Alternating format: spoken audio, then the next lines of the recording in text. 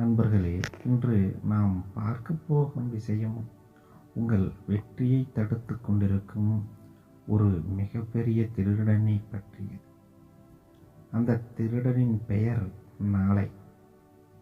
நாம் ஒரு முக்கியமான வேலையை செய்ய நினைக்கும் போதெல்லாம் நம் மனதிற்குள் ஒரு மெல்லிய குரல் கேட்கும். இன்னும் கொஞ்ச நேரம் கழித்து செய்யலாம், அல்லது நாளைக்கு சிறப்பாக செய்யலாம் என்று அது சொல்லும். இந்த வார்த்தைகள் தான் பல திறமையான மனிதர்களை இன்னும் ஏழையாகவும் தோல்வியாளர்களாகவும் வைத்து கொண்டிருக்கிறது. இந்த தள்ளி போடும் பழக்கத்திலிருந்து எப்படி வெளியே வருவது என்பதை பற்றித்தான் இன்று நேரடியாக நாம் பேசப் போகிறோம். உங்களிடம் ஒன்றை கேட்கிறேன். நாளை என்ற நாள் இதுவரை உங்கள் வாழ்க்கையில் வந்திருக்கிறதா? நாம் எதற்கெல்லாம் நாளை என்று சொன்னோமோ அந்த வேலைகள் இன்னும் அப்படியே தான் கிடக்கின்றன. உண்மையில் தள்ளி போடுவது என்பது சோம்பேறித்தனம் அல்ல. அது உங்கள் மனதிற்குள் இருக்கும் ஒரு பயம் அல்லது குழப்பம். ஒரு வேலையை செய்ய தொடங்குவதற்கு உங்கள் மனம் தயங்கும் போது உங்களை நீங்களே ஏமாற்ற பயன்படுத்தும் ஒரு ஆயுதம்தான் இந்த தள்ளி போடும் பழக்கம். இதை இப்போது உடைக்கவில்லை என்றால் உங்கள் கனவுகள் காலாவதியாகிவிடும். குவாண்டம் முறைப்படி பார்த்தால் இப்போது என்ற இந்த நிமிடம் மட்டும்தான் உண்மையானது. நீங்கள் எப்போதெல்லாம் ஒரு வேலையை தள்ளி போடுகிறீர்களோ அப்போதெல்லாம் உங்கள் ஆற்றலை சிதறவிடுகிறீர்கள். ஒரு வேலையை இப்போதே செய்து முடிக்கும்போது உங்களுடைய உடலில் ஒரு புதிய உற்சாகம் பிறக்கும். இது உங்கள் குவாண்டம் அதிர்வை உயர்த்தும். ஆனால் ஒரு வேலையை செய்யாமல் தள்ளி வைக்கும்போது அந்த வேலையை பற்றிய கவலை உங்கள் மனதின் ஒரு ஓரத்தில் பாரமாக ஏறிக்கொண்டே இருக்கும்.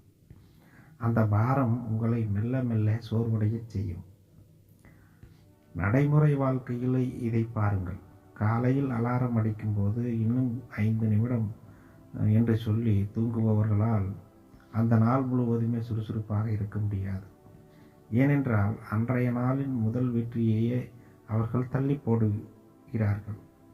ஒரு வேலையை செய்ய தொடங்குவதற்கு கடினமே தவிர அதை செய்து முடிப்பது கடினம் அல்ல.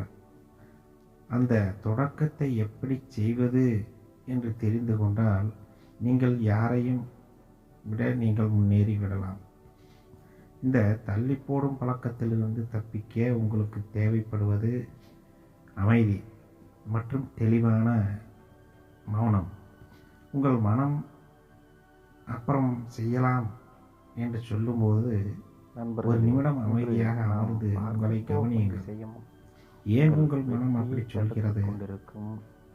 அந்த வேலையை பார்த்து உங்களுக்கு பயமா, அல்லது அது உங்களுக்கு பிடிக்கவில்லையா?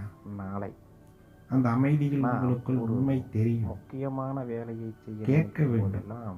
நான் இப்போதே தொடங்கப் போகிறேன் என்று அந்த அமைதியான நிலையில் உங்களுக்குள்ளே நீங்கள் சொல்லிக் கொள்ளுங்கள். அமைதியாக ஒரு வேலையை தொடங்குங்கள்.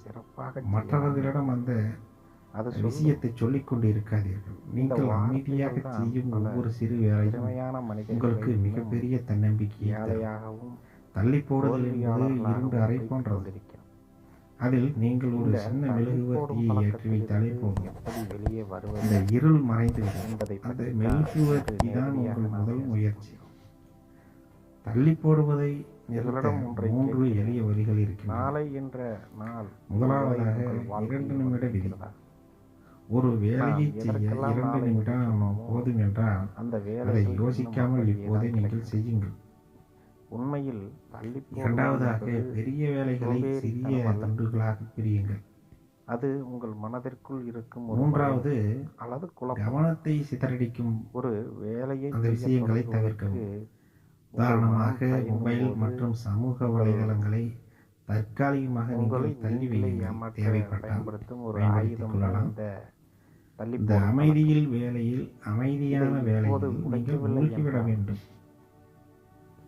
இந்த 3ஐயும் சரியாக கடைபிடித்து வந்தாலே இந்த தள்ளி போடும் பழக்கம் நமக்கு குறைந்து கொண்டே வரும். ஒரு வேலையை ஆரம்பிக்கும்போது அது நமக்கு சரியானதா என்று முடிவெடுத்த உடனே அந்த வேலையை நீங்கள் துவங்க ஆரம்பித்து விட வேண்டும். அதாவது தள்ளி போடுதல் என்பது காலத்தை கடந்து கொண்டே இருக்கும். அதனால தான் இந்த பதிவை இன்று மிகவும் முக்கியமாக கருதப்படுகிறது. ஏனென்றால் மக்கள் நிறைய பேர் இதை செய்து கொண்டே இருக்கிறார்கள். அதற்காகத்தான் இந்த பதிவு நாம் பதிவிட்டிருக்கிறோம்.